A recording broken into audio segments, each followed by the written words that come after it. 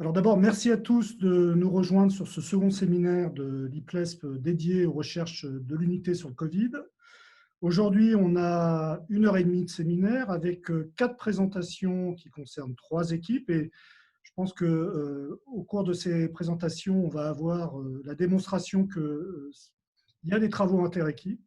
Et donc, c'est une excellente chose. Je remercie bien sûr le service com de la fac de nous permettre de réaliser ce séminaire qui est enregistré sur YouTube. Donc pour ceux qui voudront revoir avec le premier, ça sera toujours possible. Je remercie bien entendu tous les intervenants et en particulier notre modératrice qui aura, comme vous le savez, un doigt sur le chronomètre, Dominique, qui va modérer les sessions orales. Et je remercie également Karine qui va animer, Karine Lacombe, qui va animer la partie un peu table ronde questions-réponses qui concerne aujourd'hui des nouveaux thèmes par rapport au thème précédent, en particulier, bien sûr, une actualité sur le médicament. Qu'est-ce qu'on sait de l'immunité contre le SARS-CoV et les séquelles de l'infection, puisqu'on en parle de plus en plus aujourd'hui et certaines recherches se mettent en place dans l'unité sur ce sujet. Voilà, alors je rappelle, vous gardez vos micros coupés, vos caméras coupées, sauf les intervenants, bien entendu. Et pour poser des questions, vous avez un bouton qui s'appelle « Converser » en bas de votre écran. Vous cliquez dessus, vous les posez sur le chat. Pendant les sessions modérées, c'est Dominique qui posera les questions. Et pendant la table ronde, c'est Karine. Très bon séminaire à tous. Et voilà, et je pense qu'il y en aura un troisième parce qu'on m'a déjà fait remonter pas mal de sujets, mais il aura vraisemblablement lieu en septembre. Très bon séminaire. Dominique, c'est à toi.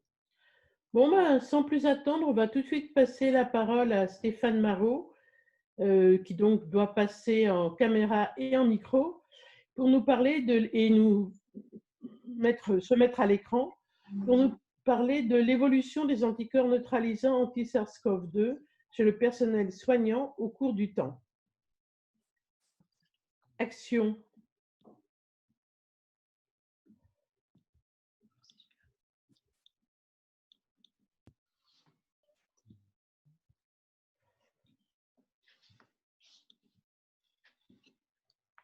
Donc, bonjour à tous. Aujourd'hui, je vais vous présenter une étude qui a été réalisée au sein de l'équipe Terravir et du laboratoire de virologie de la Pitié-Salpêtrière.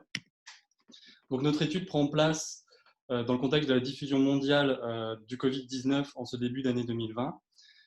Suite à l'infection par le SARS-CoV-2, donc l'agent responsable du Covid-19, des études ont bien démontré le développement d'une réponse humorale chez les sujets infectés, ce qui permet du point de vue de la sérologie d'étudier l'extension de la maladie au sein de la population, mais également au niveau individuel de pouvoir identifier des personnes qui ont été infectées ou contact avec le virus et qui seraient potentiellement protégées. Malgré cela, les corrélats de protection contre le SARS-CoV-2 ne sont pas encore clairement définis, ce qui peut questionner la place de la sérologie en dehors du contexte épidémiologique. Toutefois, nous savons quand même que dans de nombreux autres virus, l'immunité protectrice et donc la protection contre des réinfections est très souvent associée à la présence d'anticorps neutralisants, notamment dans le sérum des patients. Donc, qu'est-ce que c'est qu'un anticorps neutralisant? C'est un anticorps qui va avoir la capacité d'inhiber l'infection virale et qui est produit en réponse au contact avec le pathogène. Ils vont principalement jouer un rôle dans les phases précoces de l'invasion virale, c'est-à-dire qu'ils vont bloquer principalement l'entrée du virus dans la cellule sans en empêchant la liaison du virus à son récepteur cellulaire ou en bloquant la fusion des membranes ou la décapsidation virale. Les principaux isotypes d'anticorps impliqués dans les anticorps neutralisants sont les IgG sériques et également les IgA sériques et muqueuses. Alors, au laboratoire, afin d'étudier ces anticorps neutralisants dans le sérum de patients, nous pouvons utiliser une technique in vitro qui est appelée la séroneutralisation et qui permet de quantifier, c'est-à-dire de titrer la présence de l'ensemble des différents anticorps neutralisants qui vont être présents dans le sérum d'un patient. Toutefois, pour pouvoir mettre en évidence ces anticorps neutralisants, il faut qu'on soit en capacité de mettre en évidence l'infection de ces cellules. Pour cela, on peut le faire lorsque le virus va entraîner un effet cytopathique, c'est-à-dire qu'il va soit tuer les cellules, soit entraîner une modification morphologique de la cellule. On pourra le regarder donc, au microscope, ou autrement, en absence d'effet cytopathique, réaliser des marquages dirigés contre des antigènes du virus. Alors, heureusement pour le SARS-CoV-2, on observe un effet cytopathique sur des cellules véro. Alors, les cellules véro sont des cellules issues de reins de singes verts africains. Et à gauche, on peut voir ce qu'on voit au microscope quand les cellules sont non infectées. Et à droite, l'effet cytopathique propre du SARS-CoV-2, c'est-à-dire une ballonisation des cellules à la surface de la monocouche cellulaire. En quoi consiste la technique de séroneutralisation en elle-même? Donc, on va prendre un sérum de patient qu'on va diluer en partant du 5e pour aller jusqu'au 2560e. On va également utiliser un contrôle qu'on appelle, nous, témoin de cytotoxicité pour vérifier que le sérum en lui-même ne va pas entraîner des modifications sur les cellules, et un témoin négatif pour valider la technique.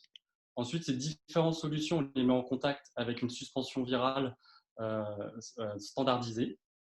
On incube un certain temps pour laisser le temps aux anticorps de se fixer sur les particules virales infectieuses.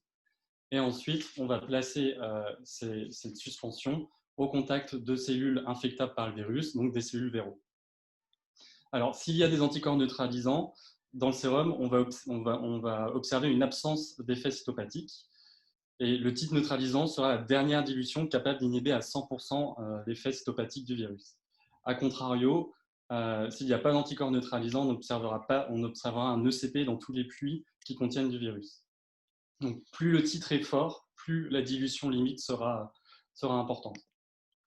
L'objectif de notre étude était donc d'étudier l'évolution des anticorps neutralisants chez les personnels soignants qui ont fait des formes modérées de Covid-19. On s'intéresse particulièrement à cette population car il s'agit d'une population à haut risque d'exposition au SARS-CoV-2 et qui donc potentiellement est à risque de réinfection s'il n'y a pas d'immunité protectrice à l'issue de l'infection initiale. Nous avons donc inclus 16 personnels soignants du site de la Pitié-Salpêtrière, du personnel qui ont eu un Covid symptomatique mais non sévère, avec une mise en évidence du virus par RT-PCR, et pour lesquels on disposait également de sérum à 15 jours du début des symptômes, mais aussi à 2 mois du début des symptômes. Sur ces sérums, nous avons d'abord réalisé une quantification des immunoglobulines, donc G, dirigées contre 2 composants viraux qui sont la nucléocapside et la spicule, donc la protéine S. On s'est intéressé à la nucléocapside parce que c'est un des antigènes les plus produits lors de l'infection par le SARS-CoV, et à la spicule car ce serait le siège de la réponse neutralisante des anticorps. On s'est aussi intéressé aux IgA, car souvent elles sont impliquées dans les réponses immunitaires au niveau des muqueuses respiratoires et intestinales, et des IgM. On a également quantifié la présence ou non de ces anticorps neutralisants avec notre test, donc, qui est sur virus réplicatif. Alors, tout d'abord, au niveau de la présence ou de l'absence d'anticorps dans ces sérums, on peut observer que tous développent des IgG anti-SARS-CoV-2 dès 15 jours après le début des symptômes et qui sont dirigés contre la nucléocapside. La majorité vont avoir des IgG anti-spicule à J15, mais certains vont séroconvertir plus tard donc aux alentours de M2. On observe peu d'IgM à J15, mais également pas tant que ça à M2, ce qui serait plutôt en faveur d'une approche sur la détection des IgG dans le cadre du diagnostic plutôt que des IgM. Enfin, les IgA, donc qui sont la sous-classe impliquée dans l'immunité muqueuse, sont présentes chez la majorité du personnel à J15, mais disparaissent pour certains à M2.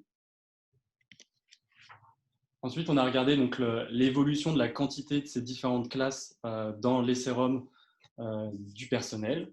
Et donc, ce qu'on observe sur cette diapositive, c'est qu'au niveau des IgG antinucléocapsides et des IgM globales, il n'y a pas eu d'évolution du taux entre J15 et M2. Par contre, on observe une augmentation du taux d'IgG antispicule entre J15 et M2 et une diminution du taux d'IgA antispicule entre J15 et M2. Les IgG antispicules apparaîtraient donc plus tardivement au cours de l'infection et n'atteindraient pas leur taux maximal avant au moins M2. Les IgA, quant à elles, sont présentes plus précocement, mais diminuent ensuite au cours du temps. Concernant les anticorps neutralisants et leur quantification en eux-mêmes, ce qu'on a pu observer, c'est que le titre global, donc médian, le titre médian à J15 était de 1/20 et à M2 de 1/10. C'est-à-dire qu'on a perdu une dilution entre les sérums. Et pour 2 personnels, le sérum à M2 ne neutralisait plus. On retrouve également une corrélation entre ce type d'anticorps neutralisant et les taux d'IgG antispicules mais aussi d'IgA anti-spicule. En conclusion, la présence d'IgG, on détecte la présence d'IgG chez du personnel soignant ayant fait une forme modérée de Covid dès J15 et qui persiste à M2, avec une augmentation des IgG anti-S entre ces deux points, mais une diminution des IgA. Le titre de neutralisation, quant à lui, va diminuer de manière corrélée avec la diminution des IgA anti-spicule, et pour deux personnels, ils vont perdre leur capacité neutralisante. L'ensemble de ces premières datas serait en faveur d'une durée de protection potentiellement courte, mais il faut qu'on continue le suivi à plus long terme pour vérifier cela. Et enfin, ce sera en faveur d'une nécessité de maintenir les mesures de protection chez le personnel soignant, même chez le personnel ayant été exposé au virus et ayant développé des anticorps à un certain moment. Et je tiens à remercier toutes les personnes impliquées dans cette étude. Merci. Merci, et merci pour avoir bien respecté le temps. Alors, bien sûr, vous pouvez poser des questions, hein. Comme l'a rappelé Fabrice, il faut que vous alliez dans Converser, que vous les posiez. Et pour l'instant, j'en ai une de Fabrice, justement. Il voulait savoir combien il y avait de sujets qui avaient des anticorps neutralisants avec, au supérieur au 40e, qui est souvent considéré comme potentiel corrélat de protection. Et peut-être aussi une réflexion sur ce serait quoi le niveau qui correspondrait à un corrélat de protection. J'ai plus exactement les chiffres en tête pour tous, et ceux qui étaient supérieurs au 40e. L'intercartine.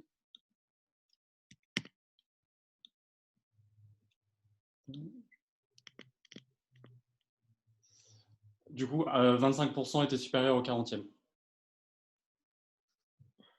À J15. À J15. Donc, assez peu, c'est ce que fait remarquer Fabrice. Et j'ai aussi une question de Florence. J15, est-ce que c'est juste pour rappeler, c'est par rapport aux premiers symptômes ou c'est par rapport au diagnostic? Par rapport aux premiers symptômes. Et alors après, Karine demande, avez-vous pu regarder la corrélation entre le taux d'anticorps neutralisant et la gravité du tableau clinique? Mais là, ils ont pris que des gens qui n'avaient pas fait des formes sévères, si j'ai bien compris, non? C'est ça, c'était que des formes modérées. Donc là, il n'y a que des formes modérées, donc on ne peut pas bien répondre à cette question de Karine. Et Christine demande, voilà, la liaison entre anticorps et durée des symptômes. Après, ce qu'on trouvait au niveau des symptômes, on n'a pas vraiment analysé sur l'ensemble des symptômes. Ça a surtout été du déclaratif. On s'est surtout basé sur est-ce qu'ils ont eu des formes sévères qui ont nécessité qu'ils arrêtent complètement de travailler ou non. Après, on a retrouvé une légère tendance à produire plus d'anticorps en fonction de l'âge. Donc, plus les personnes étaient âgées, plus le taux d'anticorps était élevé. Voilà pour l'instant. Mais de toute façon, c'est juste une remarque générale. Le nombre de sujets est modeste. Donc, pour les corrélations, vous voyez, ce n'est pas parce qu'on n'en verrait pas que ça voudrait dire qu'il n'y en a pas forcément. Et alors, Florence demande, est-ce qu'il y a forme modérée, mais avec atteinte pulmonaire ou pas nécessairement? Certains ont eu une dyspnée. Il y en a eu certains qui ont eu un scanner avec des signes radiologiques, mais pas tous.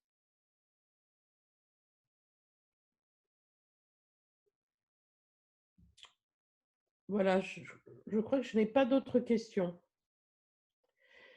Et donc, du coup, on va peut-être passer la parole pour le deuxième exposé de cette équipe, qui est l'exposé d'Olivier Pacou et Valérie Pourchet sur l'utilisation de l'hydroxychloroquine au cours du Covid. Donc, si vous pouvez passer en caméra et micro. Normalement, tout est bon, Dominique. Est-ce que vous m'entendez? On vous entend, mais on ne voit pas les diapos. Il faut partager l'écran.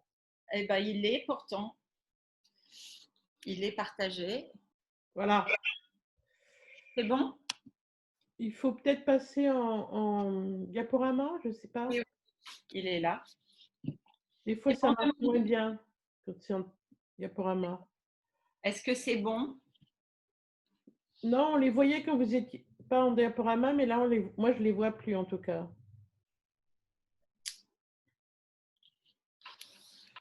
peut passer en normal, mais Voilà, tant pis, hein.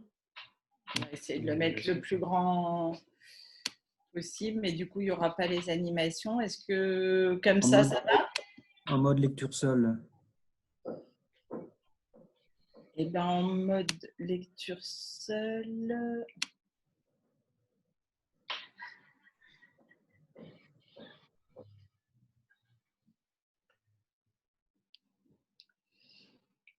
Je vois pas affichage normal. C'est bon comme ça ou pas? Moi, je crois que le mieux est l'ennemi du bien. Là, on voit et allons-y. Oui, oui, vas-y. Du coup, pour changer les diapos.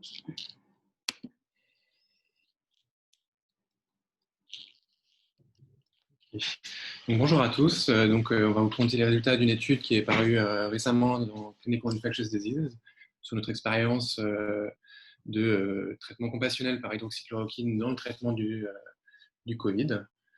Là, il y avait une animation, mais globalement, on voulait un peu replacer l'étude dans le contexte de tout début de la pandémie en France, avec les premiers cas hospitalisés dans le service à partir de fin Mais janvier.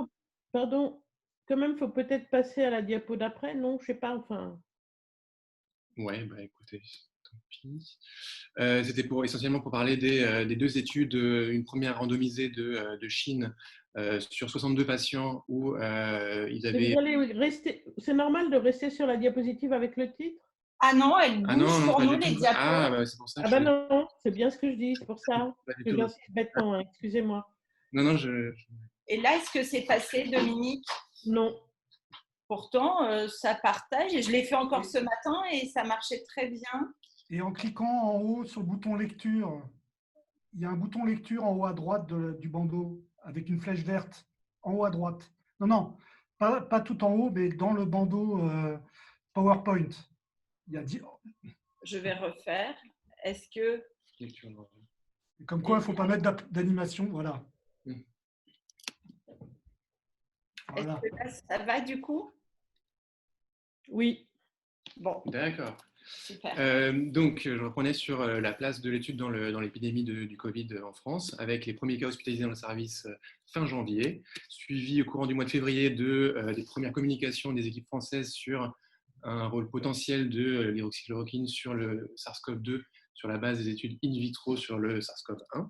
Et début mars, de façon contemporaine à l'explosion des cas en France, en Ile-de-France et dans le Grand Est, les premiers résultats des études in vitro sur le SARS-CoV-2 qui sortent, et progressivement les études cliniques, d'abord une étude randomisée de Chine avec 62 patients qui ont reçu de l'hydroxychloroquine, vous avez évalué la durée de persistance des symptômes, et bien sûr l'étude de l'IHU de Marseille avec 27 patients traités par hydroxychloroquine, où cette fois-ci, vous avez regardé les durées de clairance virale chez les patients traités.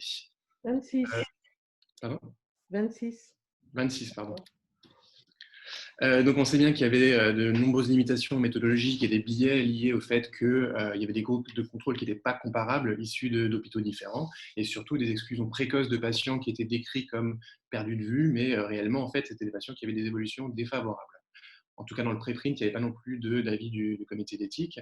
Et on trouvait que globalement, les critères d'efficacité qui avaient été utilisés, à savoir purement virologiques, n'étaient pas très pertinents dans le contexte de l'urgence sanitaire, où on pensait qu'un critère clinique était beaucoup plus pertinent. D'ailleurs, il y a eu des résultats discordants qui ont été publiés plus tard par d'autres équipes chinoises, où ils ne retrouvaient pas les mêmes bénéfices. Néanmoins, face à cette pandémie qui était inquiétante, avec une pathologie grave, un nombre inquiétant de nouveaux cas à l'hôpital et en réanimation, avec l'absence de traitement validé et le plaquenil qui était globalement un traitement qui était bien connu en France, on avait évalué que le rapport bénéfice-risque dans le service était en faveur de proposer le traitement à l'ensemble des patients qui étaient hospitalisés dans le service. Donc en pratique, on a proposé à chaque patient hospitalisé pour un Covid-19, en l'informant sur le fait qu'il y avait une étude qui venait d'être publiée avec des limitations et on ne savait pas s'il y avait un bénéfice clair au traitement, mais en tout cas, on avait informé des effets secondaires. Et les patients qui avaient accepté, avec leur accord oral, on leur a proposé ce schéma thérapeutique d'hydroxychloroquine à la dose de 200 mg pour les 3 pendant 10 jours. Donc, bien sûr, les patients pouvaient refuser, dans quel cas ils avaient uniquement le traitement soins courants. Et ce qui est important de noter, c'est que bien sûr, au moment où on a pris cette décision collégiale, il n'y avait aucune inclusion sur le site dans les grands essais europééns, notamment Discovery, donc on n'était pas du tout en compétition. Et enfin, on avait une vraie demande de la part du conseil scientifique face à une énorme pression médiatique en France et puis après progressivement dans d'autres pays du monde de la généralisation de l'utilisation de l'hydroxychloroquine. Donc, nous avait demandé d'analyser nos data et de rapporter les données. Donc, on a réalisé une étude de cohorte rétrospective exposée et non exposée, où comme critère d'inclusion, on avait pris tous les patients hospitalisés à la phase précoce de l'épidémie en France, avec un Covid-19 prouvé virologiquement, des patients qui n'avaient pas besoin d'être transférés immédiatement en réanimation à l'arrivée, et comme critère de non-inclusion, les patients qui provenaient d'un service de réanimation et ceux qui avaient reçu un autre traitement expérimental type ritonavir, lopinavir. Enfin, on n'avait pas pris les patients qui avaient une contre-indication à un traitement par hydroxychloroquine, que ce soit à cause d'un QTc allongé, une cardiopathie ou une contre-indication médicamenteuse dans la base de données de l'Université de Liverpool. Et bien sûr, le protocole était approuvé par un comité d'éthique de recherche en maladies infectieuses. Donc, pour le groupe exposé, c'était tous les patients pour lesquels avait été initié un traitement par hydroxychloroquine en plus des soins courants. Et le groupe non exposé, c'était les patients traités par soins courants uniquement. Et le motif, c'était soit qu'ils avaient été hospitalisés avant la date de décision collégiale de traitement, soit qu'ils avaient refusé, soit qu'il y avait eu une rupture de traitement au niveau de la pharmacie de l'hôpital, ou tout autre motif à la discrétion du médecin en charge.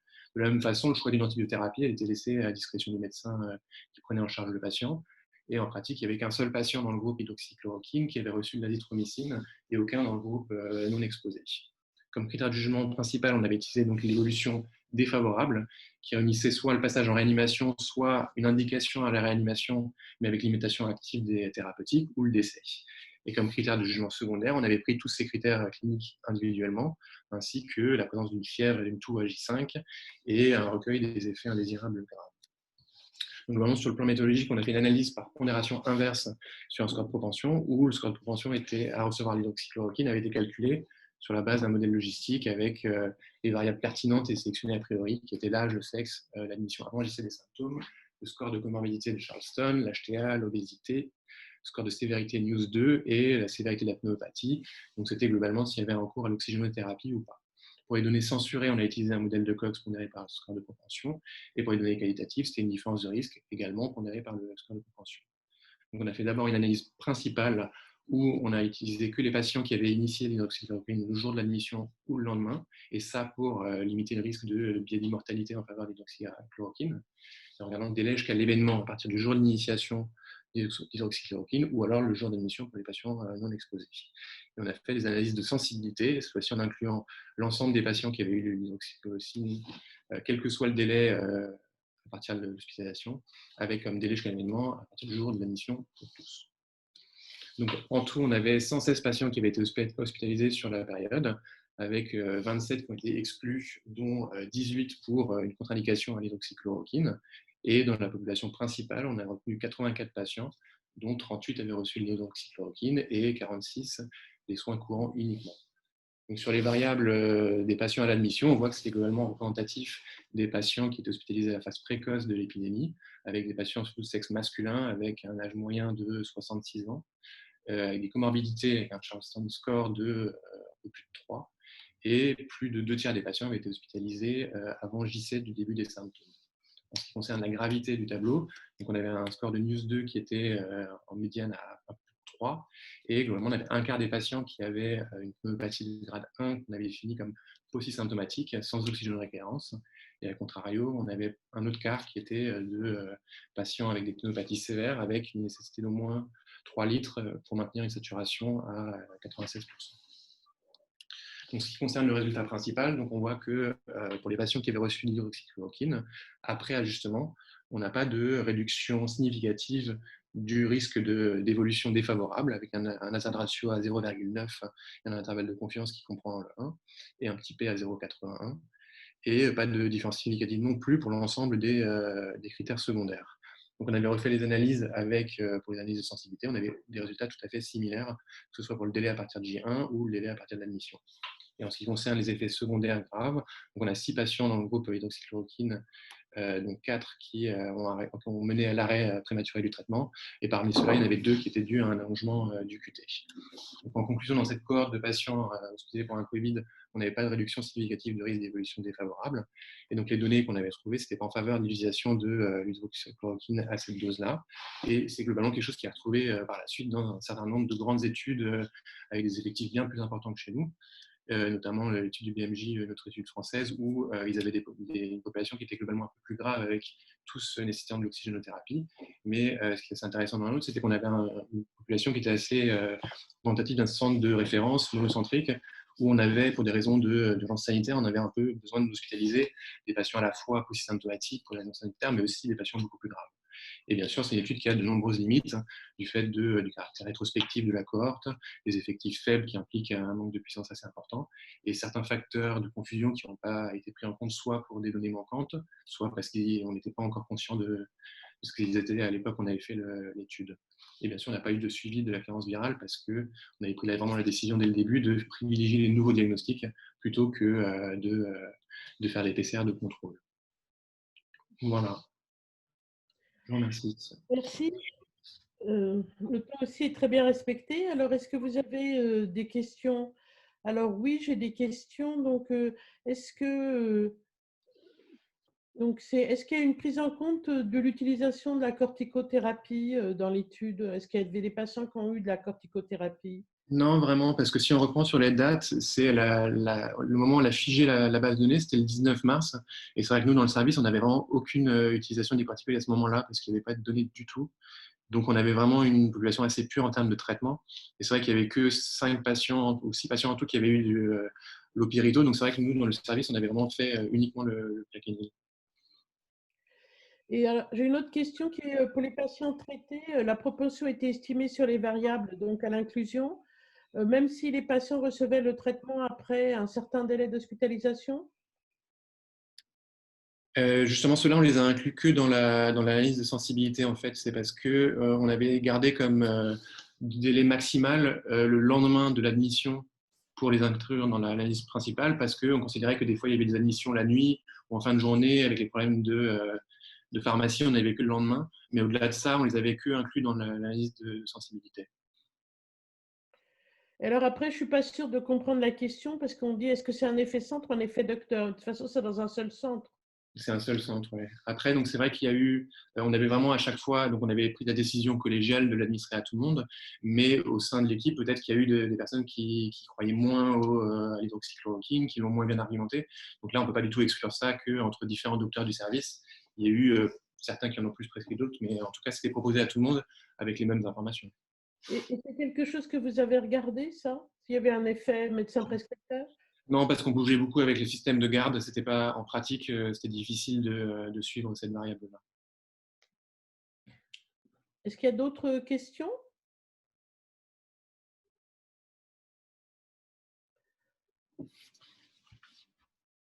Bon, évidemment, je dirais que probablement le souci essentiel, c'est la taille, hein, parce qu'après, les choses sont faites le mieux qu'on peut, mais du coup, ça peut exclure qu'un effet qui serait fort, quoi. Hein. Oui, exactement. Ouais. Voilà. Mais effectivement, de toute façon, c'est conforme à ce qui a été trouvé dans Recovery, par exemple, où il y a des patients probablement plus graves et on n'a pas vu les résultats. On n'a pas vu les résultats par strate dans Recovery. Hein, ils ont donné que les résultats globaux. Donc, je ne sais pas ce qu'ils avaient. Mais finalement, dans Recovery, sur le décès, ils avaient plutôt quelque chose qui était au-dessus de 1, donc un risque pas significatif, mais pas loin, légèrement accru de décéder chez les gens sous hydroxychloroquine. En tout cas, bravo pour la publication. Hein. Bravo à toute l'équipe pour cette publication dans CID, c'est quand même très bien. Je crois que là, je ne vois pas d'autres questions. Et donc, bravo effectivement aux deux équipes qui ont collaboré ensemble pour faire ce travail. Et on va justement, ça va servir de transition, passer à des travaux dans le cadre de l'étude Pépite. Donc, ça va être Yuri Yordanov et Agnès de Chartres qui vont nous parler de Covidom. Donc, si vous pouvez passer en en caméra et micro. Voilà. Est-ce que vous voyez bien autant la présentation que ma petite tête? Oui. Excellent. Pardon, j'ai les questions au milieu de l'écran, c'est juste le petit souci. Voilà, c'est mieux. Hop. Merci beaucoup. Donc moi, je vais vous présenter Covidom. Je parle au nom d'Agnès qui est en copie, mais j'ai vu également qu'il y avait Christine qui assistait au séminaire, qui elle-même fait partie du comité scientifique. Et donc, je suis juste un petit morceau de Covidom, et je parle au nom de tout le monde et au nom de toute l'équipe. Je vais commencer par vous présenter Covidom. Pour ceux qui ne connaissent pas, Covidom, c'est quelque chose qui est né, qui est né dans la tête d'un infectiologue et d'un épidémiologiste fin février, et qui, en un peu plus d'une semaine, a été mis en place en collaboration entre la PHP et Nouvéal, qui est une start-up lyonnaise qui travaillait essentiellement sur la télésurveillance de patients d'oncologie. Puis après, se sont agrégés autour de ces deux partenaires initiaux, l'URPS et l'ARS Île-de-France. Et je parle exclusivement du volet francilien de Covidom, qui est un peu essaimé ailleurs, et en particulier dans le Nord, mais pour lequel on n'a pas accès aux données, je n'ai clairement pas accès aux données. Donc Covidom, c'est de nombreux partenaires, autant en médecine de ville que à l'hôpital, mais également en call center. Donc on s'amuse, ce qui fait que au pic de l'épidémie, les patients dans Covidom étaient inclus dans une trentaine d'hôpitaux par plus de 1700 médecins hospitaliers, il y avait plus de 2000 médecins généralistes, et surtout, il y avait énormément de personnel qui était disponible, c'était les volontaires sur la plateforme en elle-même, pour rappeler les patients et pour rappeler les patients qui déclenchaient des alertes. Covidom, initialement, c'était uniquement des patients capables d'utiliser un outil de télésurveillance en ligne sous forme d'application ou sous forme de questionnaire sur un site internet. Mais après, ça s'est un peu développé avec, par exemple, Covidom Connect, qui permettait justement aux patients qui n'étaient pas habitués à utiliser les outils numériques d'être suivis quand même. Et ça, c'était un suivi de proximité par un médecin référent. Il y avait Covido2 qui permettait de suivre des patients sous oxygène à domicile. Et les dernières évolutions, c'est Covisan, dont vous avez entendu parler, et Covidom Contact, qui est l'application de tracing globalement utilisée en Île-de-France avec des patients qui sont inclus via l'ARS et via l'ARS Île-de-France. On parle de l'inclusion des patients, mais on parle aussi de l'inclusion des contacts. Au 29 juin, Covidom, c'était plus de 76 000 inclusions. Je ne dis pas patients parce qu'ils ne sont donc pas tous patients, puisqu'il y a aussi les contacts, mais c'est essentiellement et majoritairement des patients. Et quand on regarde en bas de l'écran à droite, on voit vraiment la partie, la première vague, on va dire, l'inclusion vraiment de la phase épidémique. Et puis, ce qui arrive au mois de juin, et là, on est plutôt sur les contacts et le moment où on rentre les contacts dans la base Covidom. Et là, on n'est plus sur des patients, ou en tout cas, on espère que ça ne sera pas des patients. Comment fonctionne factuellement Covidom? Un patient qui présente un tableau compatible avec une infection à SARS-CoV-2 va aller consulter auprès de son médecin généraliste, va appeler le 15 ou va se présenter en consultation à l'hôpital dans un corps ou dans un service d'urgence. Et quand on estime qu'il n'a pas besoin d'être hospitalisé et qu'il a une symptomatologie qui est compatible, le patient rentre chez lui, on lui propose d'être inclus dans Covidom, et Covidom va lui envoyer des questionnaires 1 à 2 fois par jour sur le téléphone portable ou via une plateforme web, et en fonction de ces réponses, et ces questionnaires sont des questionnaires purement symptomatiques. C'est des questions courtes où on essaye d'évaluer les symptômes des patients, gravité de la dyspnée, température, est-ce qu'il y a d'autres symptômes qui apparaissent, comment est-ce que les patients vivaient le confinement, etc., etc. Et en fonction des réponses à ces différentes questions, étaient générées des alertes au niveau du centre régional de contrôle de Covidom qui se trouvait à Picpus. Et une grande partie de ces alertes étaient gérées de manière automatique. C'est la fameuse alerte verte, alors qu'en fait, c'est qu'il n'y a pas d'alerte, tout va bien. Et après, en fonction de la gravité de l'alerte, on avait une priorité de réponse.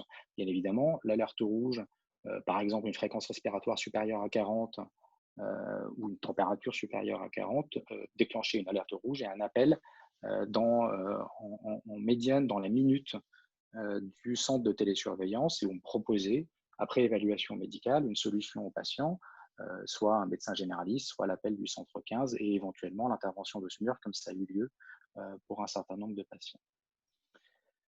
Ce que je vous présente cet après-midi, c'est une partie de ce qu'on essaye de faire avec Covidom. C'est déjà de décrire les caractéristiques des patients, cette fois des patients et non des contacts, et de décrire les caractéristiques cliniques des patients et les éléments associés à une aggravation clinique. Donc, c'est-à-dire que les résultats que je vous présente sont les résultats de patients qui ont plus de 18 ans, qui ont été enregistrés dans le cadre de leur prise en charge initiale en médecine ambulatoire. Donc, on n'est pas dans le post-hospitalisation d'une infection à SARS-CoV-2, on est vraiment dans quelque chose et dans une cohorte ambulatoire, avec des patients qui ont présenté des symptômes compatibles avec une COVID-19 avant le 15 mai pour nous permettre d'avoir les 30 jours de suivi, puisque le suivi Covidom est interrompu 30 jours après le début des symptômes, ou avant à la demande du patient, bien évidemment. Quand je parle d'aggravation clinique, notre critère de jugement ici, c'était l'admission à l'hôpital ou le décès. Ces deux données ont été récupérées à partir de différentes bases de données. Il y a déjà les questionnaires Covidom, bien évidemment, mais il y avait également l'entrepôt de données de la PHP pour les patients qui ont éventuellement été admis ou qui sont décédés à la paix. Et enfin, il y a ce qu'on appelle les motifs de clôture du suivi Covidom, puisque les fameuses alertes grises, tous ces patients qui ne répondaient pas ont été systématiquement rappelés par le centre Covidom pour savoir pourquoi est-ce qu'ils ne répondaient pas. Est-ce que parce qu'ils étaient guéris, ou est-ce que parce qu'il y avait quelque chose parce qu'ils étaient hospitalisés, ou parce qu'on leur tapait sur le système avec nos questionnaires quotidiens, ce qui est aussi une possibilité. Donc, les résultats dont moi je vous parle, c'est des résultats qui portent sur 48 350 patients.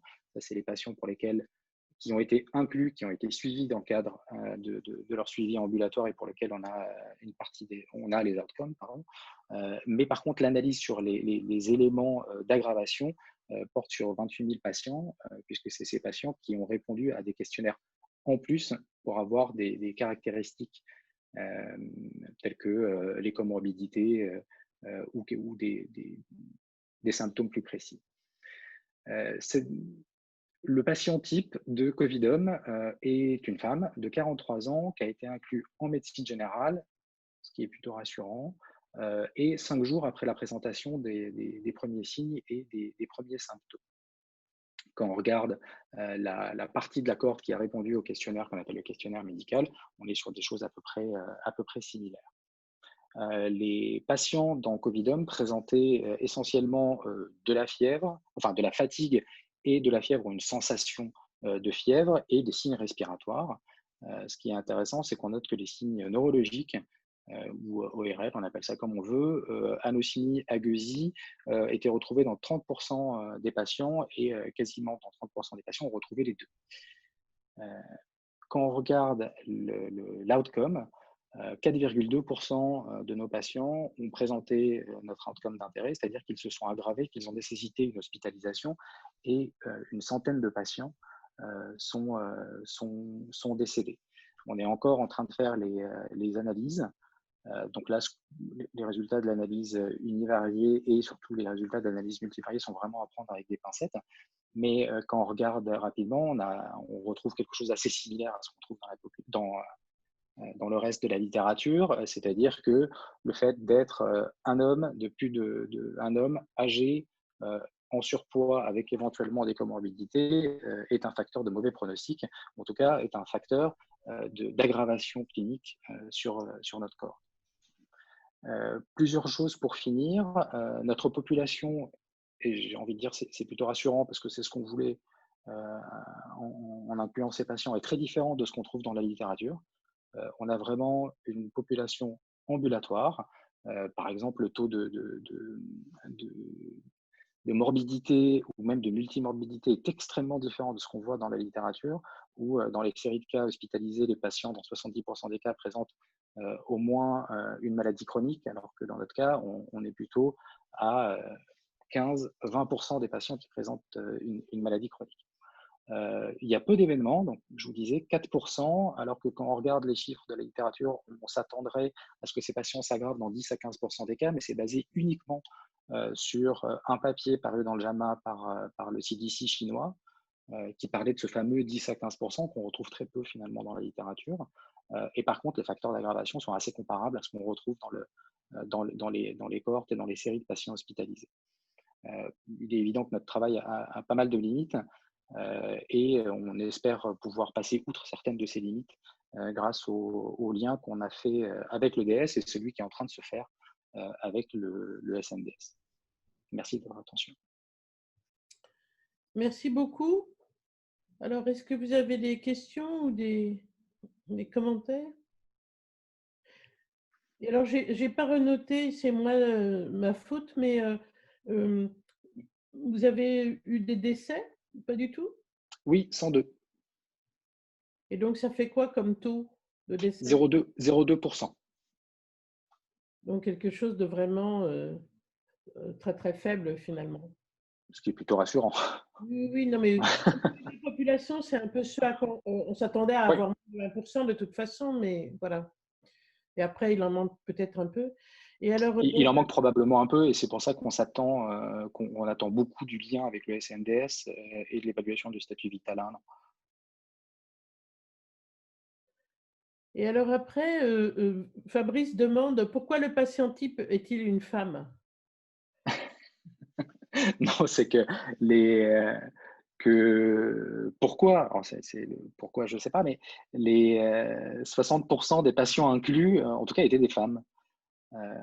Mais dans pas mal de cohortes, j'ai l'impression qu'il y a une prédominance féminine, en tout cas des cohortes un peu en population générale comme celle-là. Mais effectivement, c'était essentiellement, enfin, c'est pas le patient type, pardon, c'est le patient type inclus dans Covidum, c'est pas le patient SARS-CoV-2. On ne sait pas, voilà. Karine répond parce que les hommes ont été hospitalisés.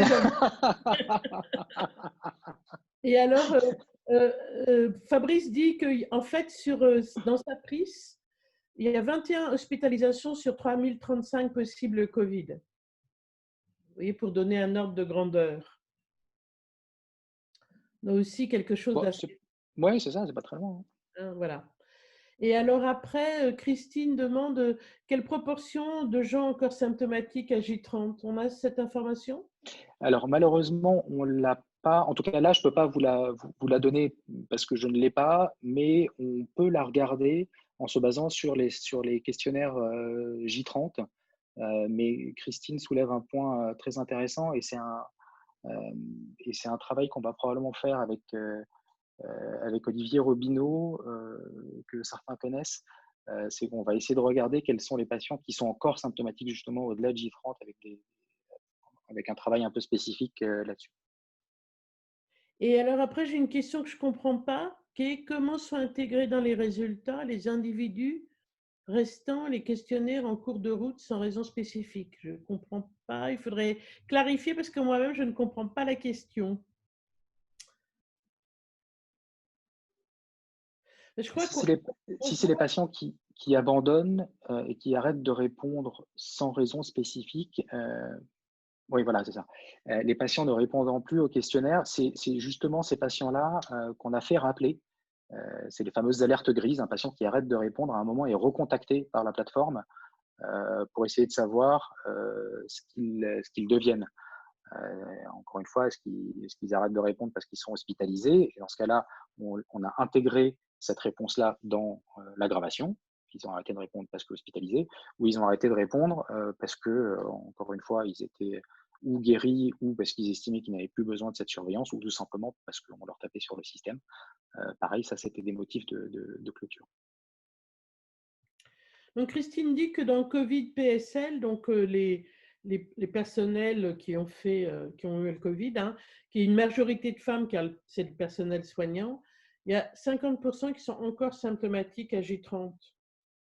C'est juste pour donner l'information générale. Bon, ben, je n'ai plus de questions ou de commentaires, donc on va passer la parole à l'autre exposé de l'équipe, qui est celui de Gilles. Donc, il doit passer en caméra et micro et qui va nous parler de l'estimation de la durée de séjour en réanimation pour cause de Covid-19. Je vais vous présenter un travail portant sur l'estimation de la durée de séjour en réanimation pour cause de Covid-19. C'est un travail avec plusieurs collaborations, dont Nathanaël Lapidus de l'équipe Clépivir et moi-même avons constitué en quelque sorte la cheville ouvrière. L'augmentation abrupte des ressources nécessaires en réanimation à cause de la flambée épidémique de Covid-19 a été une source d'inquiétude pour tous les gouvernements. Par exemple, à Wuhan, les autorités ont déployé 16 hôpitaux temporaires supplémentaires. En France, dans sa conférence de presse du 28 mars, le ministre de la Santé indiquait que la capacité d'accueil en réanimation avait été doublée. Pour donner un exemple de la dynamique observée en France, entre le 18 mars et le 2 avril, le nombre de lits occupés par des patients Covid-19 est passé de 1002 à 6305, ce qui correspond quand même à une augmentation moyenne journalière de 14%. De manière générale, en cas de flambée épidémique d'un virus inconnu, jusqu'alors et nécessitant la prise en charge en réanimation de certaines personnes infectées, afin de prévoir puis organiser les besoins, guider la réponse publique, il est crucial d'estimer le plus rapidement possible la durée moyenne de séjour en réanimation, ce que je vais appeler dans la suite de l'exposé, donc la DMS. Voici pourquoi. On va imaginer un système stationnaire à l'équilibre dans lequel la DMS est de 20 jours. Eh bien, on peut directement en déduire que la probabilité de libération d'un lit occupé un jour donné est égale à l'inverse de la DMS, ici 0,05. C'est-à-dire qu'en moyenne, 5% des lits occupés seront libérés chaque jour. La DMS permet donc d'estimer combien de lits seront à disposition chaque jour. C'est donc une information importante. En outre, il est important de réaliser que la balance entre lits libérés et nouvelles admissions est critique pour estimer la dynamique du système. Par exemple, si on fait l'hypothèse que pendant 2 semaines, le nombre de lits nécessaires augmente de 15% tous les jours, alors au bout de 2 semaines, il aura été nécessaire de multiplier par 7 la capacité initiale du nombre de lits. Le système est sensible y compris à des déséquilibres faibles. Une augmentation journalière du flux total de seulement 2% nécessiterait en 2 semaines qu'on ait tout de même augmenté les capacités initiales de près du tiers. Nous avons examiné comment a été traitée cette question d'estimation de la DMS en réa dans la littérature scientifique de l'épidémie de Covid-19. Ce travail s'appuie sur 3 éléments. D'abord, l'obtention et l'examen de données réelles et fiables de réanimation au début de l'épidémie.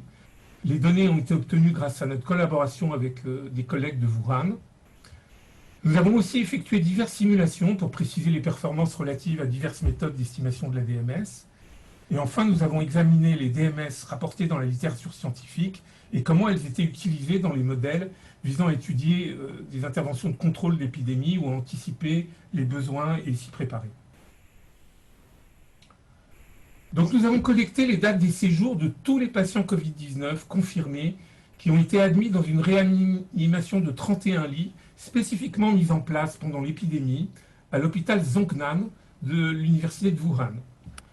Donc dans la figure, là, chaque ligne représente le séjour d'un patient.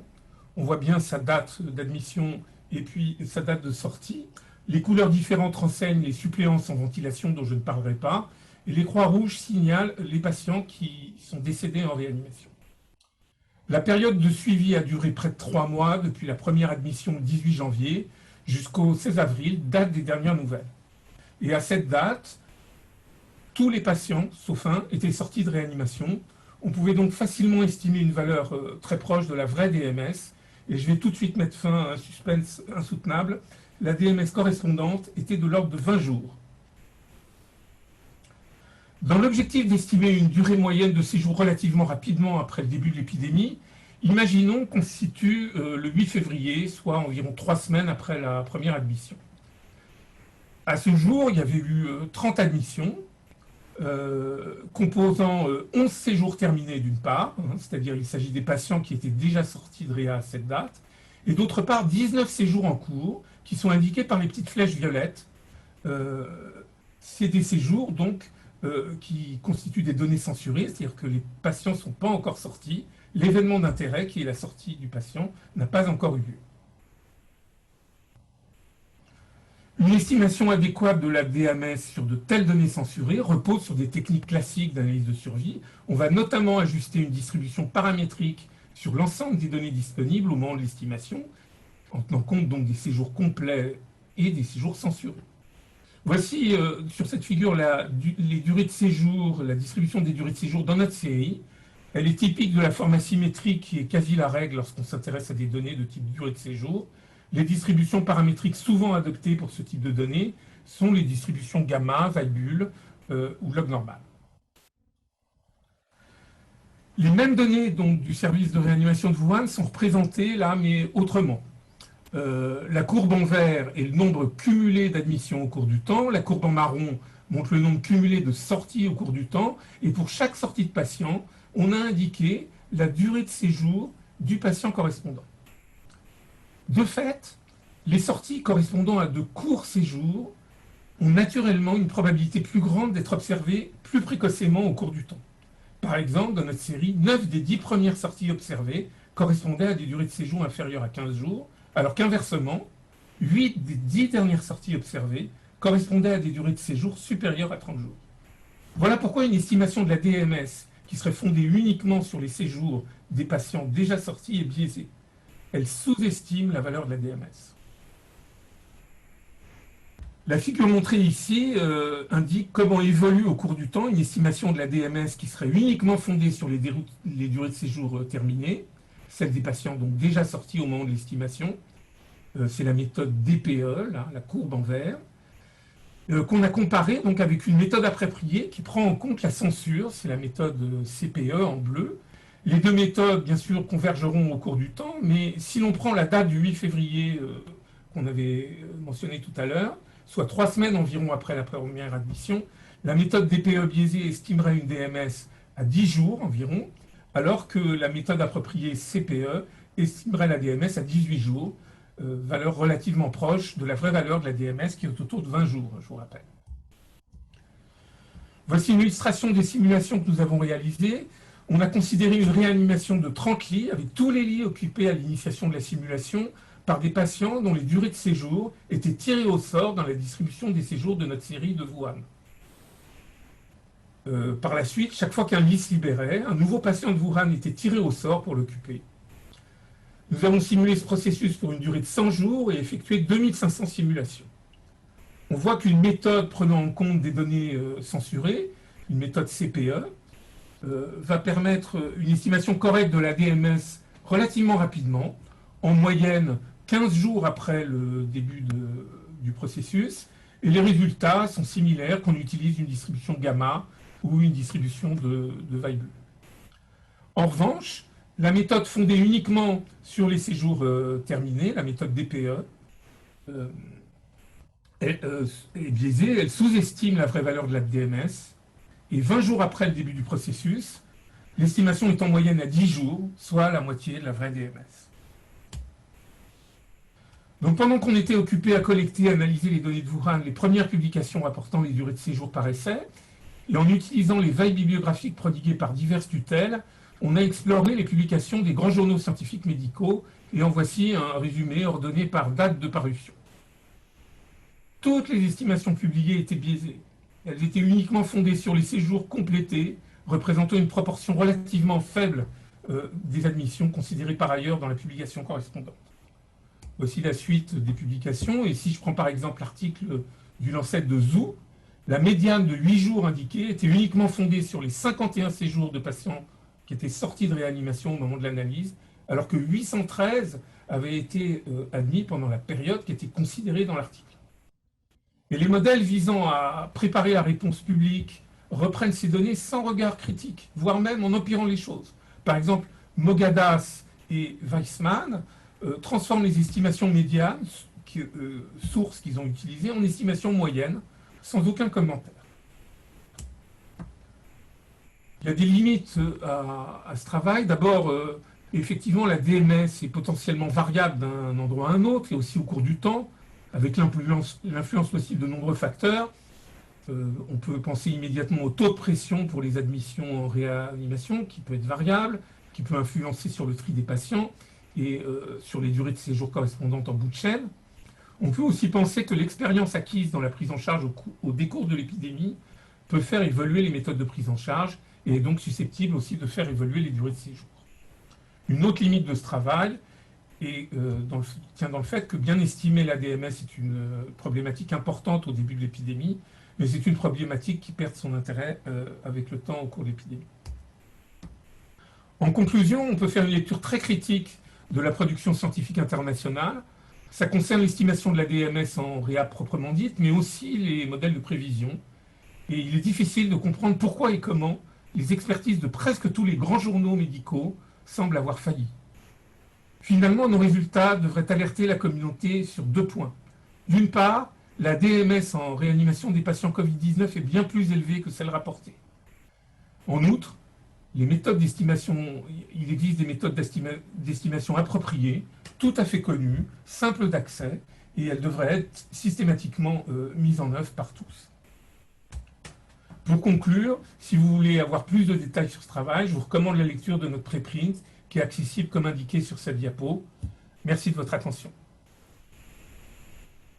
Merci. Alors, est-ce qu'il y a des commentaires ou des questions? Alors, j'ai une question qui dit: vos données ont été prises en compte par la DGOS pour l'ouverture des lits de réa qui ont été ouverts en domino? Point d'interrogation. Pas à ma connaissance. Je rebondis peut-être parce que j'avais une question qui n'y était pas tout à l'heure et que j'ai eue sur l'exposé précédent. Peut-être si Yuri peut se remettre en micro. C'était de savoir si dans la série là, de Covidom, il y avait eu des embolies pulmonaires dans les complications. Alors, on n'a malheureusement pas l'information. En tout cas, pas aussi précisément que ça. On n'a pas regardé les motifs d'hospitalisation et on n'a pas regardé les séjours hospitaliers des patients. D'accord. Une fois que vous allez être apparié, même déjà en partie avec l'EDS, voire avec le SDS, c'est quelque chose que vous pourrez regarder éventuellement. Exactement, et ça fait partie des choses qu'on a prévu de regarder, mais qui c'était vraiment pas pensé comme un outil de recherche initialement. Hein. Ça a été fait. Bien sûr. Ouais. Donc là, on essaie de rattraper les wagons. Pour Gilles, entre-temps. Et donc, la question, c'était pourquoi utiliser une méthode paramétrique? Une méthode non paramétrique n'est pas possible? Point d'interrogation. Dans ce type de données, voilà, on arrive tout à fait bien à fitter ce genre de distribution observée. Hein, comme je l'ai dit, une distribution de gamma ou une distribution Weibull, voire une distribution log normale, fit tout à fait bien les données. Et on n'a pas fait de comparaison stricto sensu avec des méthodes non paramétriques. J'imagine volontiers qu'on aurait les mêmes résultats. Et après, voilà, pourquoi est-ce que les gens ont fait des méthodes, pourquoi les gens n'ont pas utilisé les bonnes méthodes, quoi? Parce que, alors j'ai le commentaire, j'ai quelqu'un qui a posé la question et quelqu'un qui a répondu, qui est, en fait, analyser avec des méthodes de survie n'est pas encore l'habitude en réa. Parce que ça peut être aussi... C'est faux. Fait que ça. C'est faux. Enfin, il n'y a aucune raison. Voilà, c'est des méthodes simples. C'est vrai que nous, on les connaît un peu mieux, hein, les analyses de données longitudinales censurées. On sait que, voilà, bien utiliser les méthodes de survie, mais ce n'est pas des méthodes très compliquées, tout ça. Il n'y a aucune raison de ne pas les utiliser. N'importe quel logiciel statistique de base va proposer des procédures très simples pour bien analyser ces données. Et alors, après, j'ai donc, mais ça, je crois que tu l'avais évoqué, quelqu'un dit: le taux d'occupation des lits de réa pour Covid peut-il jouer sur la DMS dans le temps? Tu l'avais évoqué, je crois que sur une diapo, tu parles de ça. Bien sûr, on peut penser que c'est le cas et que les premières estimations, voilà, au décours de l'épidémie où le taux de pression va changer, et ben on va avoir une population de patients différents et il est bien possible que les durées de séjour change, mais on pourrait imaginer évidemment de s'adapter aussi, d'adapter, c'est ce que font les modèles, enfin ce que devraient faire les modèles, à l'évolution de la situation pour prévoir les besoins. On imagine que ça peut aussi changer avec la façon dont sont gérés les patients. Donc, ça a pu changer avec la façon dont ont été gérés les patients.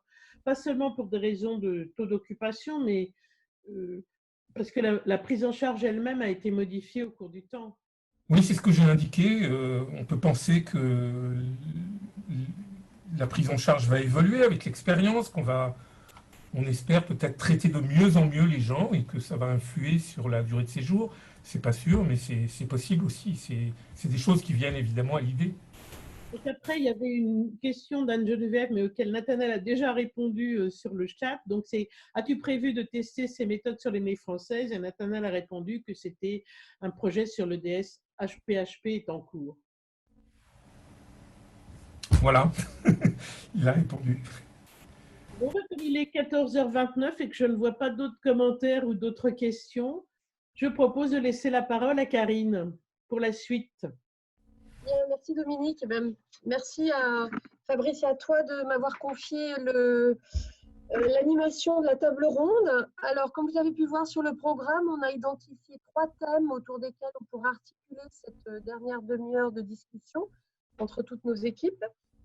Le premier thème serait sur l'actualité du médicament. On pourrait peut-être y passer une dizaine de minutes. Puis ensuite, revenir sur l'immunité anti-SARS-CoV-2, dont une partie de l'enjeu a été abordée par l'étude présentée par Stéphane et Anne-Geneviève.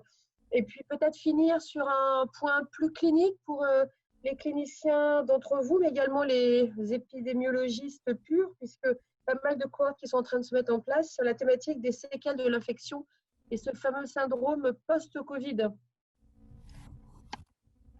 Très bien, donc, actualité du médicament. Si tu me le permettais, Dominique, peut-être que tu pourrais toi-même, comme tu es dans beaucoup de conseils scientifiques et tu as peut-être donné accès à des données qui n'ont pas encore été publiées, nous dire par exemple quand est-ce qu'on aura les données sur l'hydroxychloroquine et le lopinavir qui ont été arrêtés dans Discovery. Est-ce que tu sais quand la publie sur les corticoïdes dans Recovery va être publiée? Des choses un peu brûlantes. La publie sur la corticothérapie dans Recovery.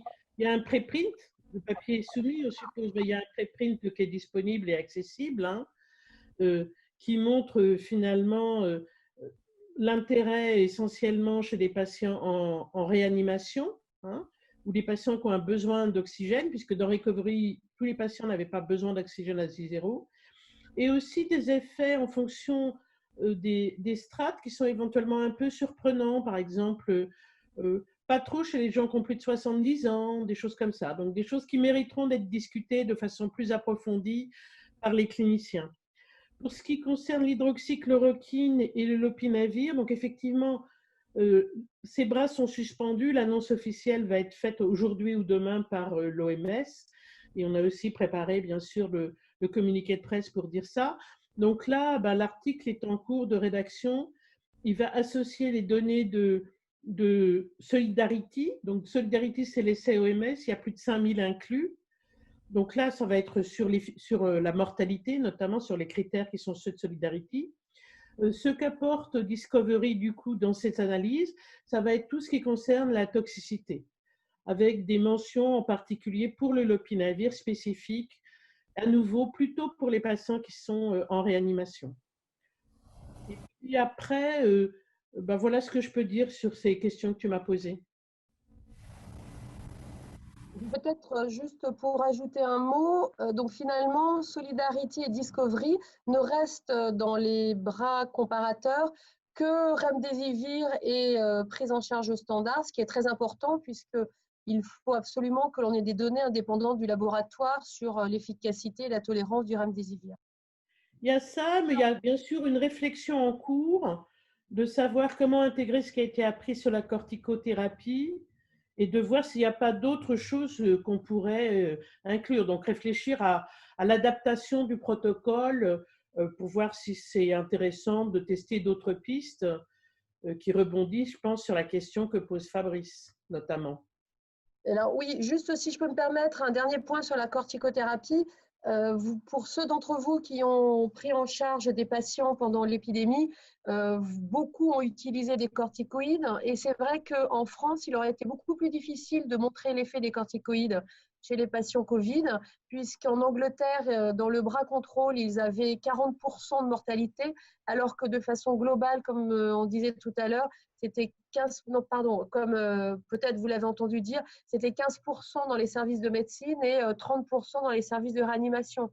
En fait, on n'est pas du tout dans les mêmes niveaux de mortalité. Oui, je peux rebondir sur ça pour dire que dans Solidarity, comme d'ailleurs dans Discovery, on a plutôt des choses qui sont aux alentours de 10-12% en mortalité au total, en sachant qu'on a à la fois des patients en réa et des patients en médecine qui sont inclus. Hein. Donc, un taux de mortalité qui est beaucoup plus faible que celui qui a été observé dans Recovery ou dans le bras Standard of Care qui a été comparé par exemple à hydroxychloroquine, ils étaient à 23%.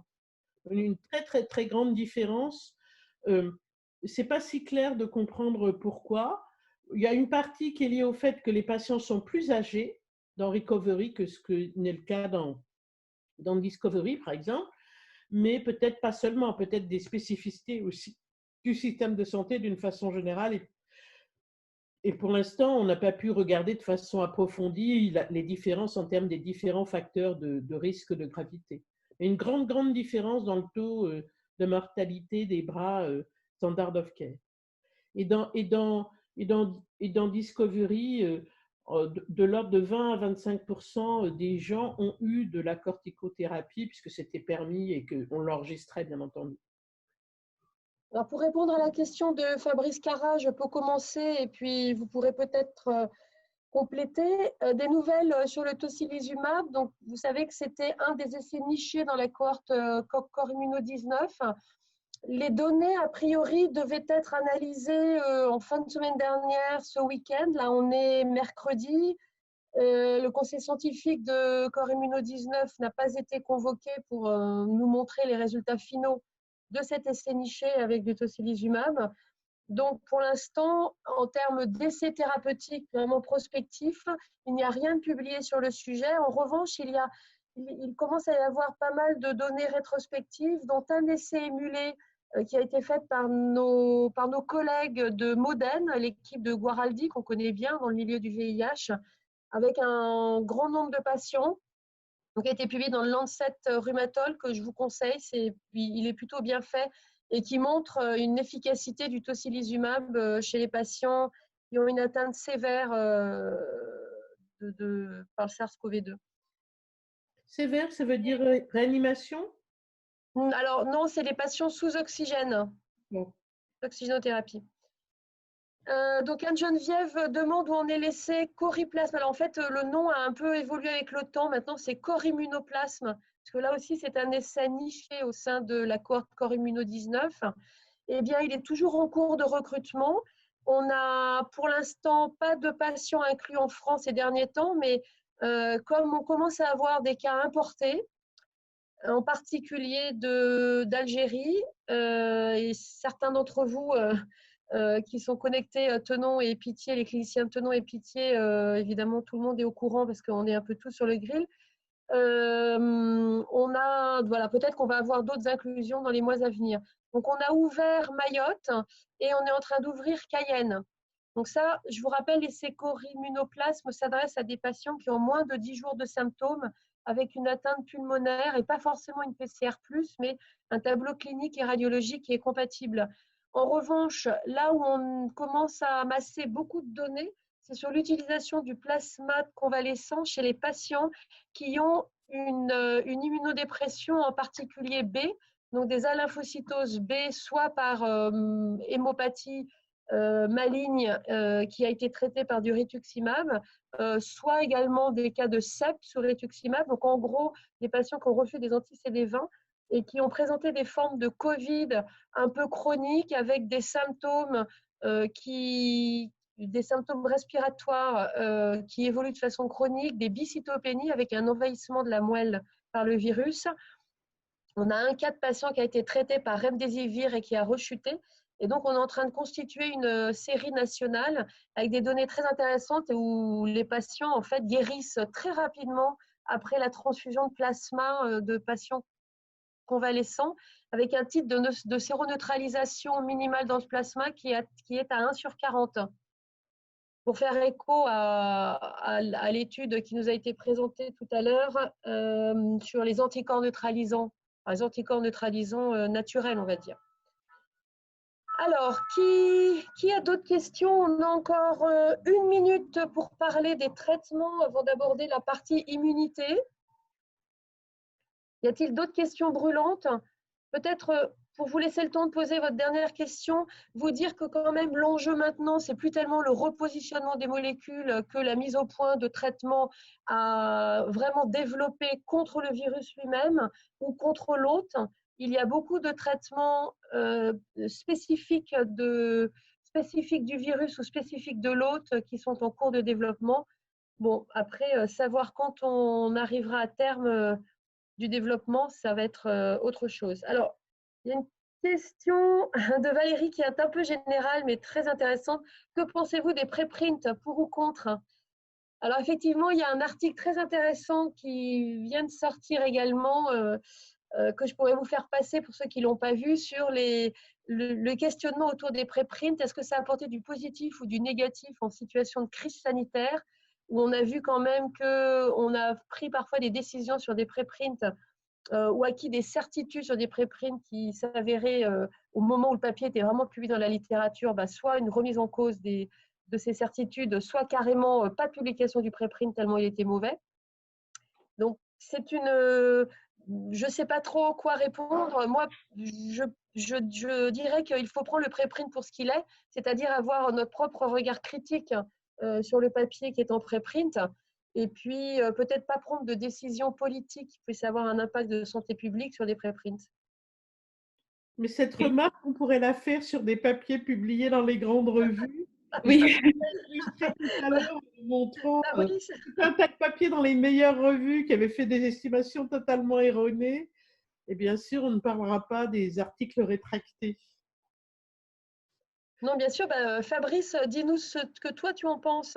Papier du Lancet et du New England. Le sujet m'a été... Ce matin, j'étais chez Gilles Bloch à présenter les résultats de sa prise. Et le sujet a été évoqué de savoir ce qu'on faisait. Est-ce qu'on mettait en préprint ou est-ce qu'on envoyait directement à la revue? Et je dois dire, je ne suis pas très favorable au préprint en général. Parce qu'effectivement, il y a quand même, d'abord, c'est un cauchemar pour faire de la recherche bibliographique, puisque ces préprints ne sont pas indexés et on peut difficilement, en tout cas pas facilement, les interroger par mots-clés, même s'il y a des entrepôts qui sont spécialisés sur Covid. Voilà, aujourd'hui, vous avez je ne sais plus combien de milliers d'articles, et donc faire une recherche autrement que sur le nom d'auteur ou sur un mot du titre, c'est très difficile. Et puis, on trouve tout et n'importe quoi. C'est-à-dire que c'est tellement facile de mettre son papier en ligne que voilà.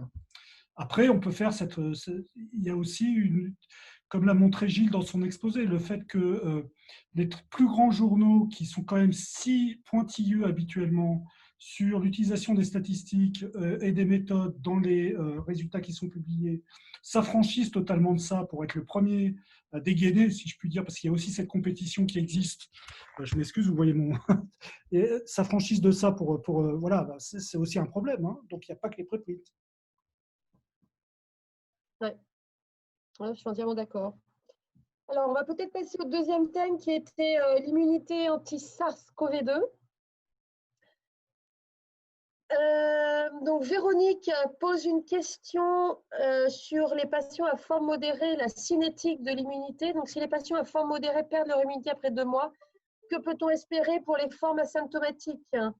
Y a-t-il un lien entre sévérité et immunité? Alors, là, c'est vrai que, par exemple, les données... Alors, il n'y a pas que moi qui réponds, hein. je ne suis qu'animatrice, mais juste pour vous dire 2 petites choses. Les formes asymptomatiques, on a vu avec l'enquête qui a été menée à Crépy-en-Valois. Donc, je vous rappelle, Crépy-en-Valois, ça a été l'épicentre d'un des très gros clusters autour d'un cas de patient qui est décédé d'une embolie pulmonaire à la Pitié-Salpêtrière, avec un diagnostic qui est un petit peu erré pendant quelques jours. Et il y a ensuite eu une enquête menée par l'Institut Pasteur autour des personnes contacts du lycée dans lequel travaillait ce professeur, avec les enfants, les adolescents, les parents et les enseignants et autres professionnels qui travaillent autour du lycée.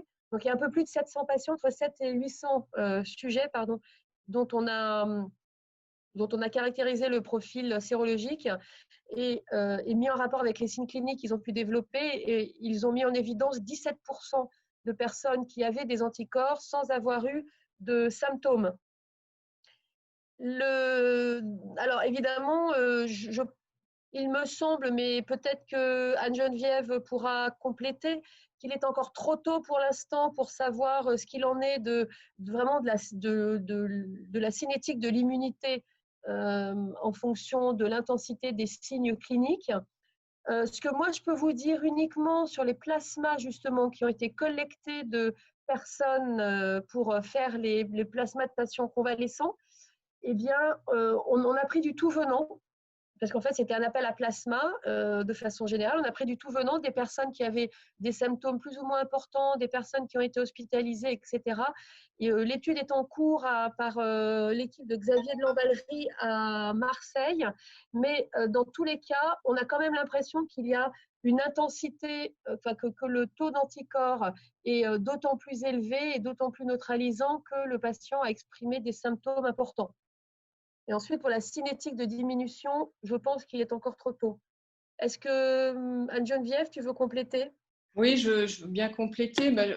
Sur la relation entre les symptômes et le taux d'anticorps, oui, c'est vrai qu'il y a quelques données qui montrent que, par exemple, les patients qui ont été admis en réanimation ont des taux d'anticorps qui sont plus élevés que les patients, par exemple, qui ont eu des formes peu symptomatiques. Après, pour la question sur les asymptomatiques, je crois que c'est un peu difficile. Et sur la durée, la persistance de l'immunité, c'est encore assez difficile de répondre. On n'a pas les données, on n'a pas un recul qui est très très long. Et je pense qu'on va on va avoir un besoin d'un peu de temps pour évaluer la réponse, la durabilité de cette réponse anticorps au cours du temps. Là, je pense que voilà, c'est encore un peu tôt pour le dire, mais il y a quand même de plus en plus il y a d'autres papiers qui montrent qu'on a quand même l'impression qu'il y a une diminution du taux d'anticorps au cours du temps chez les patients qui ont développé une réponse humorale. Voilà, à savoir combien de temps ça va durer et combien de temps ça va être protecteur. Bon, voilà. Nous, on montre que certaines personnes la perdent dès 2 mois. Et la question de Fabrice à tout le monde, c'est que sait-on des anticorps naturels non spécifiques? Est-ce qu'ils peuvent expliquer l'impact différentiel entre les enfants chez lesquels les anticorps sont plus élevés et par exemple les adultes, en particulier les personnes plus âgées? Et c'est vrai qu'il y a l'étude de Robert Cohen sur un grand nombre d'enfants, pareil, à peu près 800 enfants, qui vient d'être publié sur le lien entre les symptômes et le taux d'anticorps.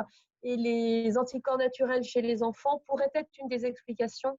En fait, anticorps naturels, donc une immunité croisée, en particulier avec les autres coronavirus, pourrait être une des explications parmi d'autres sur le fait que plus on est jeune et moins on a de symptômes graves, et surtout plus on clear rapidement le virus. On a montré que chez les enfants, la charge virale était moins élevée et surtout, elle disparaissait beaucoup plus vite que chez les adultes. Quelqu'un veut-il compléter avant qu'on passe à la deuxième question de Fabrice? Non, mais je veux juste prolonger ma question. C'est une étude qu'on envisage de faire sur les cohortes qui participent à sa prise, pour lesquelles on a des biobanques. Donc, je fais plutôt un appel à candidature, puisque j'en ai parlé avec Xavier de Lamballerie. On trouve l'idée intéressante d'aller essayer de doser ces anticorps naturels sur les biobanques préalables et puis de les mettre en lien avec des infections documentées sérologiquement. Et donc, voilà, la difficulté, c'est d'être capable de les doser, si j'ai bien compris, parce que voilà, c'est des lymphocytes B bien spécifiques qui sécrètent ces anticorps naturels. C'est ce qui explique en particulier que voilà, si on vous transfuse un sang et que vous n'êtes pas donneur compatible, même si vous n'avez jamais été en contact avec l'antigène, vous allez a priori mal réagir. Et c'est vrai quand on est jeune. Par contre, ça peut ne plus être vrai quand on est très, très âgé. Voilà, donc c'était une piste qu'on souhaitait explorer.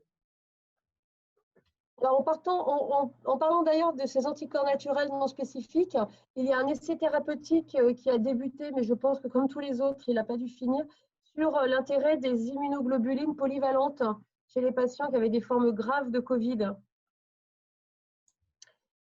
Et on a des résultats ou pas du tout? Pas à ma connaissance. Je sais que l'essai était en cours, il avait inclus pas mal de patients, mais je n'ai rien vu passer spécifique à ce sujet-là. Et dans la base de données de Clinical Trials, il y a beaucoup d'essais thérapeutiques de comparaison du plasma de convalescent versus immunoglobulines polyvalentes versus standard of care. Et pour l'instant, je n'ai pas vu publier de papier avec des résultats. Et l'autre question que tu posais, pardon? Pardon, c'est Anne-Geneviève, je vais peut-être mettre la vidéo.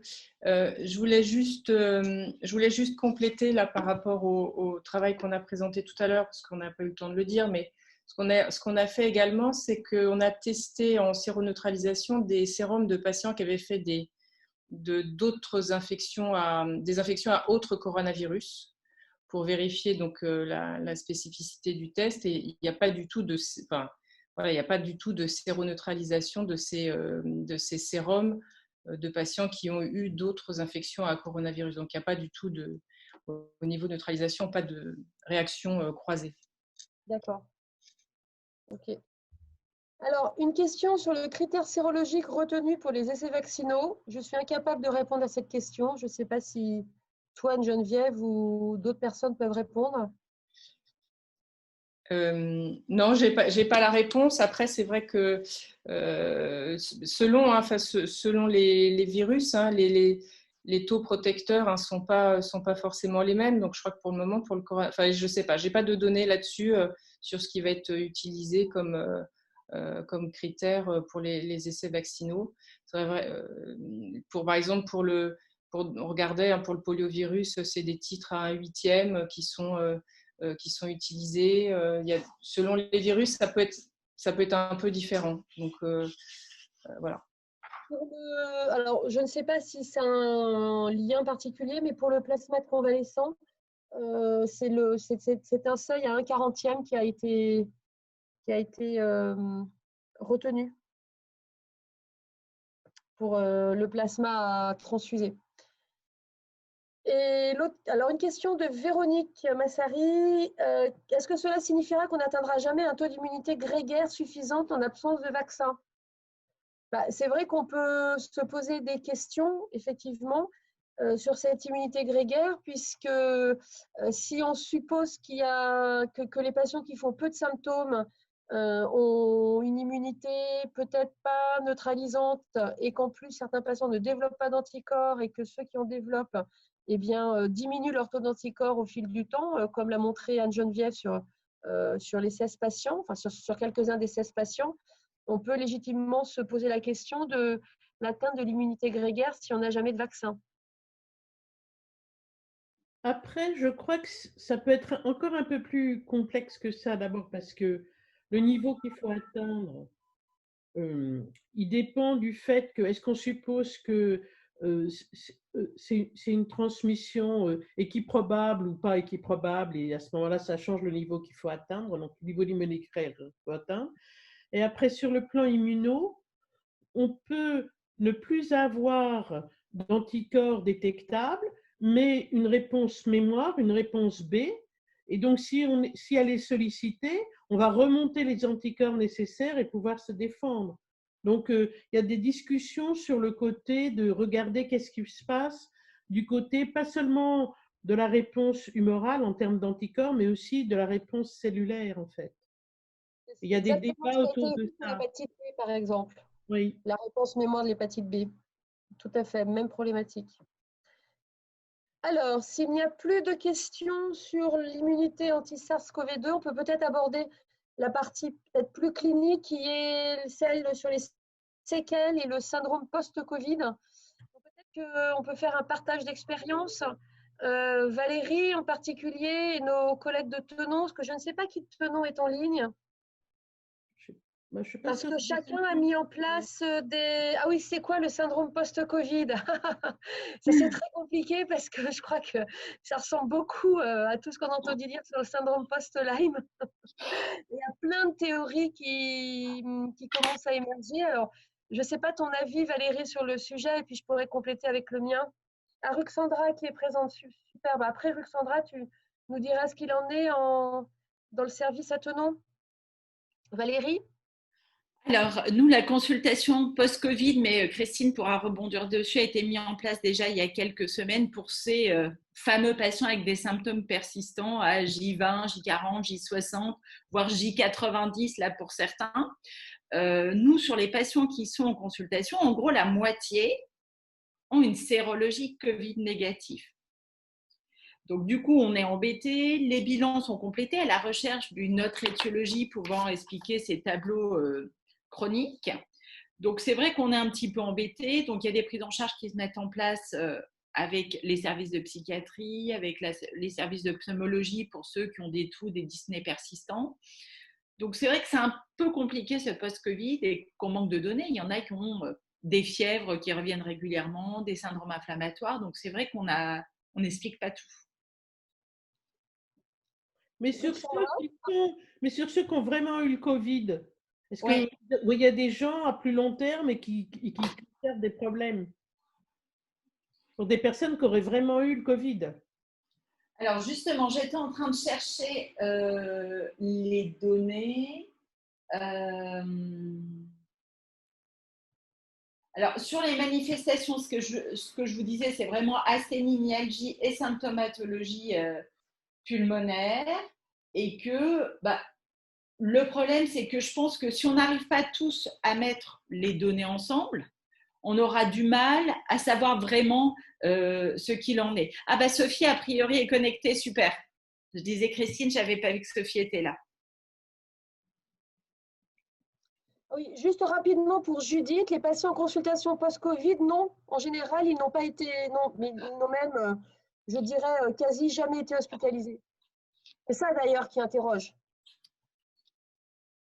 En dehors de ceux qui viennent parce qu'ils ont été hospitalisés, qui gardent une dyspnée avec une fibrose pulmonaire, mais ce n'est pas vraiment ceux qu'on voit on ne dirait pas qu'ils ont un syndrome post-Covid, ceux-là. Ils ont une fibrose séquelaire de l'atteinte inflammatoire pulmonaire. Sophie, tu veux prendre la parole? C'est très hétérogène. Le post-Covid, ça a été ouvert par nous et d'autres, mais sur des appels au téléphone de gens qu'on suivait systématiquement, le fait qu'on ne pouvait plus suffire au téléphone. Là-dedans, se sont engouffrés des Covid PCR+, qui traînent, entre guillemets, ce qu'on appelle des post-Covid PCR+. Et on a aussi vu des gens qui avaient des symptômes qui n'avaient pas pu être testés, mais des symptômes qui faisaient ce qu'on appelait il y a 2 mois du Covid-like et qui ont été confirmés en anticorps. D'accord? Donc, on appelle des post-Covid, à l'heure actuelle dans le service, des vrais post-Covid dans notre analyse, soit des PCR+, soit des gens rattrapés par une sérologie. C'est indéniable. Donc, c'est description des symptômes.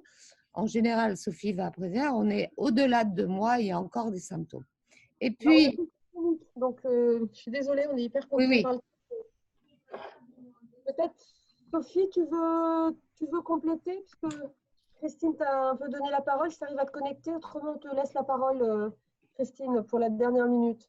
Écoute, garde la parole, Christine, parce que Sophie ne peut pas se connecter. Donc, en fait, sur les gens qui n'avaient jamais été virologiquement et les 80% de ce groupe-là, pas de sérologie positive, d'accord?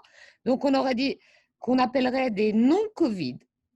C'est là où c'est compliqué et ce qui m'a fait frémir, c'est effectivement le fait car nous sommes largement au-delà des 2 mois, enfin largement, franchement au-delà des 2 mois, de gens qui auraient pu avoir quand même un Covid et qui auraient perdu des anticorps. On est tous avec des patients ambulatoires. Donc là, ce qu'on a démarré, si Sophie ne peut pas parler avec Amélie, c'est regarder si effectivement il y a eu un contact avec le virus. Voilà. Maintenant, Covid, dit Sophie, qui ont été vus à la Pitié. Quoi, elle dit? Ouais, elle dit 120 Oui, patients. Oui, on a 120. À Saint-Antoine, on doit être à 70 à peu près. Voilà, et 50% de Covid prouvés et non prouvés, en gros. Alors, Christine, je suis obligée de t'interrompre parce que je crois qu'on arrive 14h59. C'est vrai qu'on pourrait discuter des heures sur ce sujet. Je pense que je vais redonner la parole soit à Dominique, soit à Fabrice pour la conclusion de ce deuxième séminaire. Ce qui veut dire aussi qu'on a largement de quoi peut-être en faire un troisième, si c'est prévu. C'est ce que j'évoquais. Qu'on aimerait beaucoup voir les résultats définitifs de sa prise, par exemple. C'est ce que j'évoquais. Il y a déjà des résultats. C'est ce que j'évoquais en début de séminaire. Il y aura d'autres sessions et encore une fois, donc ce sera le mot de la fin me concernant et je laisserai Dominique conclure.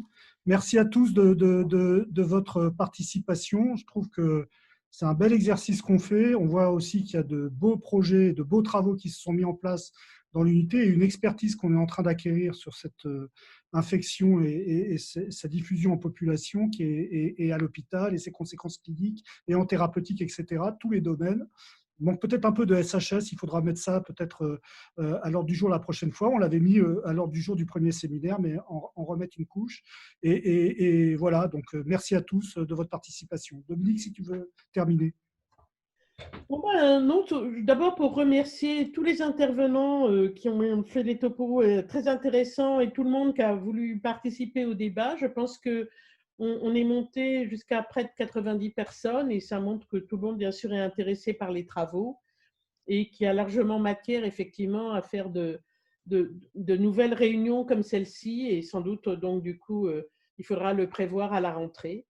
Eh bien, merci à tous et puis bon travail à tout le monde et produisez-nous encore beaucoup de belles données. Merci, au revoir.